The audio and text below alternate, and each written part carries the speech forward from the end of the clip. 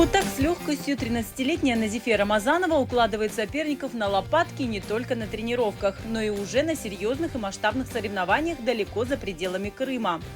В секцию по вольной борьбе воспитанница Симферопольской спортивной школы номер 7 пришла всего полгода назад, но за это время добилась весомых результатов.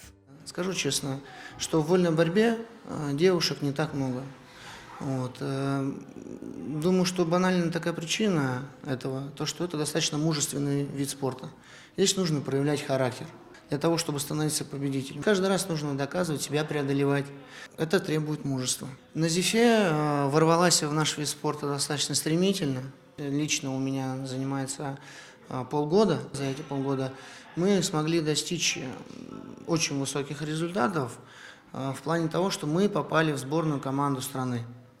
В начале апреля месяца мы выезжали на первенство России. Медаль у нас бронзовая. Это очень хороший результат. Мы закрепились в составе сборной команды страны. И теперь Назифе среди сильнейших девочек, и она претендент на то, чтобы поехать на первенство Европы. Несмотря на волевой характер, упорство и физическую силу, Назифе очень скромная девушка и своими успехами делится сдержанно, но о своих дальнейших планах говорит уверенно. Я несколько лет занималась дзюдо. Полгода назад я решила попробовать себя в вольной борьбе. Пришла на борьбу, мне это понравилось, я показала себя. Теперь я буду стремиться еще больше, чтобы поехать на первенство Европы. Родители Назифе выбор дочерью такого вида спорта сначала пугал, а теперь они ее во всем только поддерживают. Как мама я была против, чтобы она занималась вольной борьбой.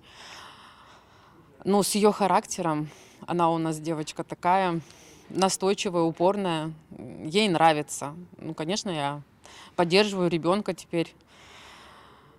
Тем более она добивается своих результатов, и я считаю, что за полгода она добилась такого результата благодаря нашему тренеру и его поддержке. Назифе Рамазанова сильна не только в волевых видах спорта. У девушки разносторонние увлечения. У меня 5 детей, и она как девочка, конечно, она дома помогает, смотрит братика, сестричек.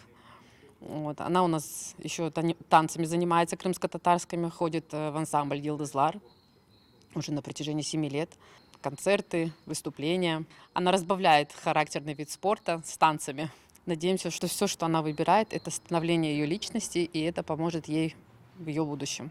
Сейчас Назифе активно тренируется, чтобы пройти отбор на первенство Европы.